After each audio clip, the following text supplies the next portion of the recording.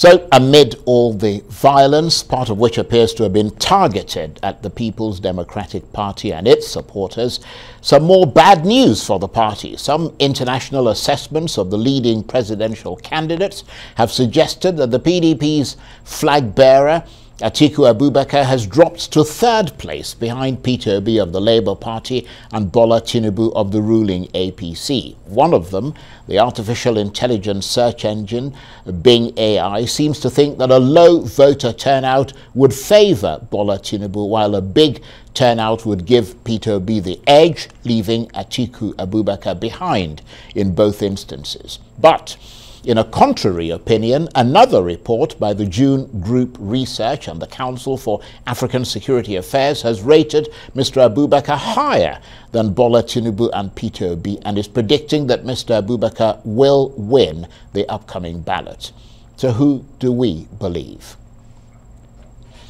Well, for the PDP's perspective on this, I'm joined now in the studio by the spokesperson for the PDP Atiku Okowa campaign organization, Kola Ologbodiyan. Great to see you, Kola. Happy New Year to you, Charles. Well, same to you. We haven't seen this year, have we? Although we've spoken on the phone. Yeah.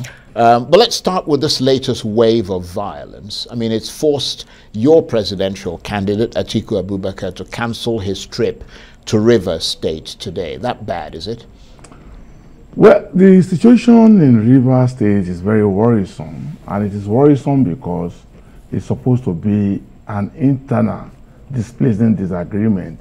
But the dimension it has taken is reached a level where there are threats to lives, and some people, as we speak, have been imprisoned just because they give support to the candidate of the party. And the most worrisome part of it is that all this are happening within the family. I like to put it that way. So, well, that's what worries us as well. Yeah, so and that's what worries the vote. So for the candidate, no life is worth his ambition. And in taking this position, all the options have been put together and weighed. We felt, well, our feeling that we cannot go to Rivers today is that of pains, because we know that there are considerable number of Rivers people who are expecting Atiku Abubakar to come to Port Harcourt for campaign, and sacrifices have been made in this regard. However, Charles, which will be better to go to Rivers and create a situation, and a situation of crisis is created in which lives will be lost. Mind you, Atiku Abubakar is also a corporate citizen of Rivers State. He's created jobs for people of Rivers State. He's well loved in Rivers State. And by extension, I think Atiku Abubakar is the only one among the presidential candidates who have built such love across the country. And as such, he wouldn't want anybody to be injured. He wouldn't want anybody to be killed just because he will be president. Yeah, but isn't it more that division within the party? I mean, the fact that, because I mean, this is not the APC versus the PDP or Labour or NNPP or any of that. I mean, this is the PDP versus the PDP. And that raises concerns that your party is continuing to implode to the point where you're now attacking each other, you know, shooting at each other, and I mean, it's a royal mess. That is not an implosion. Out of 36 states plus FCT, you are talking about one situation in a state. Yeah, but it's a PDP state. Yes, that's why it's worrying. There's no argument about that. What I'm saying is that does not mean an implosion, because it's just one state out of 36 states plus FCT. But you see, the issue of violence ahead of the 2023 election is predominantly an All Progressives Congress thing. They are the one bringing violence to the people. It happened to us in Kaduna. It happened to us in Borno. It's happened to us in Kaduna. So, and in fact, the worst part was that it also happened within APC to APC in Kano. Though this was denied, but there were reports that the President of the Federal Republic of Nigeria, President Muhammadu Buhari, was attacked or was supposed to be attacked in Kano. So the dimension of violence in this ahead of this election is very, very worrisome. I'm not removing the fact that we have situation in Rivers State in which our presidential candidate has to put in abeyance the movement to Port today. But I'm saying this, that the issue of violence, broadly speaking, so I'm wondering then if you had the gentleman from SERAP, the civil society organization that's tried to call in the ICC to say come and investigate, because they're worried that the extent of violence so far is going to culminate in post-election serious bloodbath. I mean, because it seems that with this final lap now in sight, we've got about just over 10 days to go. The parties are en route to a head-on collision. Well, Charles, to speak about a bloodbath ahead of after the election is very scary. I think that... Well, they're trying to prevent a bloodbath. Yes, I know, but it's scary still. I know that we have challenges bordering on violence. Well, I'm of the opinion, and I believe this strongly too, Charles, that our security agencies have the capacity to nip this in the bud. Because it is certain, and the security agencies, if they share intelligence and information available, they know where this is coming from. If a layman like me can say that, oh, there were people who attacked us in Kaduna State, and police arrested them, but they were released, then it means that people in the security arms are aware of those who attacked the PDP in Kaduna, and those who were responsible for the attack, and those who took the bail of the attackers, and those who allowed them to be released. Ditto, what happened in Borno? In Borno, the police said, oh, they arrested only one person. But at the end of the day, he was also released. So I believe that, yes, why I commend the effort of SERAP in their process and in their desire to make sure that, oh, violence is reduced and, the process is checked, is commendable. But I believe that our security arms, the various agencies responsible for protecting the lives and property of Nigerians, including the office of Mr. President, can nip this process. Right.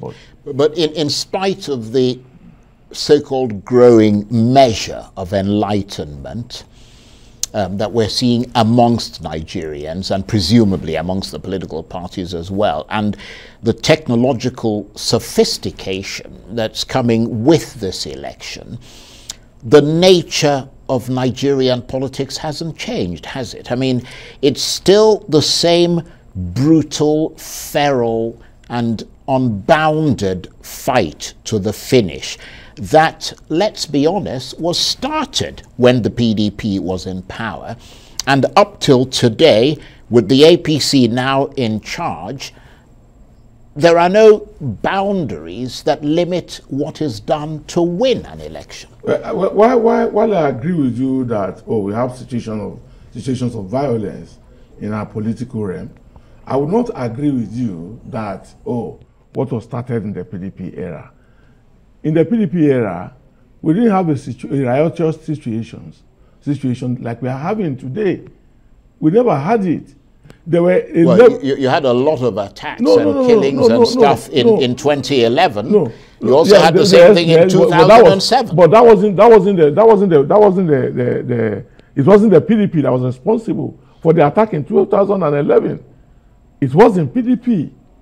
And even the one that you are talking about in 2007, it wasn't the PDP that was. Well, you could make arguments one way or another. But it happened under your watch. What I'm saying is that the spate of violence that's associated with the 2023 election is alarming. I agree to that. And I have told you that you should do a trajectory of the states where we have such violence, and also do a trajectory of those who are suspected to be responsible for the violence. It points in one direction, and it points in the direction of the All Progressives Congress. And we can understand why all these are happening. The presidential candidate of the APC went to London and told the members and leaders of his party and his campaigners that they should seize power. by force and run away with it. That was inciting. They came back in Kaduna, our campaign was attacked. In Borno, our campaign was attacked. And we have seen series of attacks, all coming from that direction. And for us in the People's Democratic Party and for the Atiku Okowa Presidential Organization, we have maintained a level of decorum in our campaign, which no one can fault. We have also campaigned on issues. You find out, you discover that the presidential candidate of the All Progressives Congress will go to a rally and call a musician to begin a song of Ayajo. You know what a song of Ayajo is? A song of Ayajo is a cause, a supernatural cause that is higher than normal causes. The same presidential candidate will call the name of other presidential candidates, blackmail them, just so unpresidential in character and in content. Well, in fairness, you guys are all throwing mud at each other. So we haven't done, we haven't seen, you cannot accuse Atiku Abubakar, the presidential candidate of the People's Democratic Party, of such acting in such a manner, either at a campaign rally or even in private conversations or at interviews. Well, it may be a matter of degrees, but you're all throwing mud at each other. No, Charles. Let's face it. Let's face it realistically. The candidate of the People's Democratic Party is not fond in such character. Right. Okay. Well, let's move on from there because we've got quite a lot of other things to talk about. Let's talk about the latest surveys. One of them, of course, from Bing Artificial Intelligence that suggests that your candidate, Atiku Abubakar, has been pushed into third place behind Peter Obi and Bola Tinubu. I take it you don't accept that. Certainly. It's not. It goes beyond. Charles, you think it's laughable? It goes beyond. It's just laughable. It goes beyond not accepting. When I came in here, I expected you to say, Kola, congratulations. It appears two people are winning. But you have not. But why would I say that? Because that is, Charles, you know it. That is the drumming. That sounds like your own personal Charles, sort of fantasy. That's the drumming on the streets. What streets? On the streets of Nigeria. Wherever I go, people stop me on their way. I know most time, I walk around, I relate with people, I go to the marketplace. People tell me, congratulations, you are winning this time. Oh, you understand? And when people sit down, in the comfort of their rooms, or in the comfort of their offices, and they make projections to suggest that, a particular candidate will win election, I just laugh it off. Yeah, but can I, what I'm looking at, okay, is not the fantasies of the PDP or any of the parties, because there's no party, and you're a spokesperson for the PDP, that will come out and say we're going to lose, even the ones that are clearly going to lose. But you will be pleased to know, though, and I'm looking at factual analysis, surveys, scientific polls, and so on. You'll be pleased to know that another report by the June Group Research and the Council for African Security Affairs rated Atiku Abubakar higher than both Tinubu and Obi, and is predicting that Atiku will win this election. But then critics have suggested that the data they used is based on manipulation and sectional polling. Charles, let me tell you something. I've been around and I've monitored. I was a political reporter, which you know. Yes. So I've covered elections. For you to win the presidency of Nigeria, you must win in 4 geopolitical zones. You must lead clearly in 4 geopolitical zones. Now, let me start with the presidential candidate of the All Progressives Congress. The Southwest, where he comes from, is divided. As we speak today, PDP has a likelihood of taking between 3 and 4 states. Yeah, but so is the North, where your candidate Hold on now. I'm taking them one after the other. Yeah. I want to give you an analysis. Sure, go ahead. You understand? Yeah. Now, that's the Southwest for you.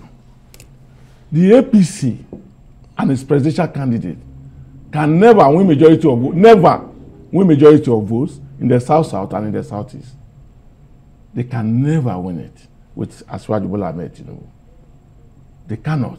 And the election, if it's not written by INEC, if it's going to be a matter of people going out to cast their ballots, there's no way Senator Bola Ahmed Tinubu can win election in the South-South and the Southeast. As a win majority of votes, is knocked off. Now, if we go to the North Central, they are claiming that, they will win, they have governors, they have that. And sometimes, for those of us who are watching from the rear and also involved in the system, we ask where? How? Where? Not in the, it cannot win majority of votes in the North Central, it cannot win majority of votes in the Northeast, it cannot win majority of North. Yeah, but it doesn't have to win majority of votes. It just needs to get a certain percentage, and then an aggregate, an aggregate that takes him above the rest. He doesn't need to win majority of votes, and he needs just the aggregate. So if he loses, if he fails to win 25% across the states of these geopolitical zones, how does he aggregate? No, I understand that. That's why the projection is that this ballot is going to go to a runoff, because I don't see, based on the analysis that you're given, that you're doing now, how that gives your candidate any advantage. I'm not done with my analysis. I don't see the science behind what you're saying. I'm not done with the analysis. You will not see the science, but I will tell you what happened on the day of the election, because I have been involved and I have seen it happening. What is called the election day scenario. I don't understand what you mean. Your candidate lost in 2019. For instance. I mean, and so he's coming again. Well, what scenario are you quoting? I don't understand. For instance, you know how election was lost in 2019.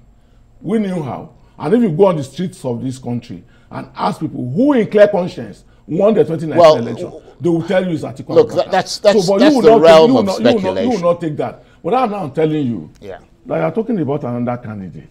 That say, that candidate will win election. And I ask how? How will he win election? A candidate that is not campaigning to the popular people, to the popular voters, a candidate whose route is to go through a certain ethnic group and from there move towards a certain religion, not campaigning on the basis of voters in their population. And you sit there and some people will sit down in their offices and configure permutations of 3,000 persons and come and tell Nigerians that such a candidate will win election. That's laughable. I'm telling you, the only candidate who either come first or second in majority of states in Nigeria and who has a propensity of winning over 25% in the respective states is Atiku Abubakar. Right. Okay. Well, you've made your point, and obviously this election is shaping up to be, as you yourself admit, an epic battle between, as some see it, old power and new power. And in that respect, they place your group and the Tinubu group in the same category. Can I just make the point? Let me make the point. And with the enormous number of young registered voters, it suggests that political power isn't likely to still be what it used to be in Nigeria. In other words, we could see the Goliaths being toppled by the Davids. Charles, you spoke about fantasies in the beginning of this discussion. When I listen to such argument, I can't stop but laughing. You are talking about a nation, our country, as if we have a constant situation in which everybody behaves in the same pattern. Well, you're talking about a country that's evolving and changing, and you don't seem to be aware of that change. Now, Charles, you are talking about a country, our country, Nigeria, as if we are constantly behaving in the same pattern. That's not correct.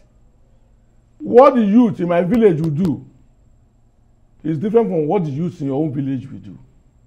So the fact that the population of youths that are registered are in a particular number does not guarantee that all of them will behave in the same pattern. It doesn't guarantee that all of them will vote in the same direction. So please, people who are contending with the number of youths, they don't understand. Okay, they don't even understand electioneering in Nigeria. Right. We've got about 2 minutes left, and you always make your points very robustly, which is why I like talking with you. Something like 10 days or so, just over 10 days to go before the election. Are you excited and at the same time fearful of the PDP's prospects in 2023? I mean, little terror sensations chasing up and down your spine? when you think that you could lose for the third time in a row, 2015, 2019, and possibly 2023. By virtue of the drumming on the streets, by virtue of the fact that I attend rallies and I speak with Nigerians in their respective villages, towns, and cities to find out what the situation is, and by virtue of the fact that Nigerians today are suffering to an extent that people are now buying money to spend money. Yeah, but they don't necessarily think that you're the solution. Hold on, Charles. Let me make the point. You ask a question. Yeah. I can see it straight off that this election will be won by the People's Democratic Party through our presidential candidate, Atiku Abubakar, and his running mate, Ifeanyi Ato Okowa. And the evidence is manifesting on the street. You, Charles, drop your car. Just go around the markets in Abuja and ask the people what voting pattern are they going to have on February 25th. Well, actually, Arise correspondents do that all the time. Ask them. They will hear the sound that is streaming from the streets, and it is called Say Atiku. Well, on that bucolic note, I mean bucolic for you, I want to thank you very much indeed. Kola Ologbodiyan, always brilliant talking with you. And Kola is, of course, the PDP Atiku Okowa campaign organization spokesperson. Thank you ever so much.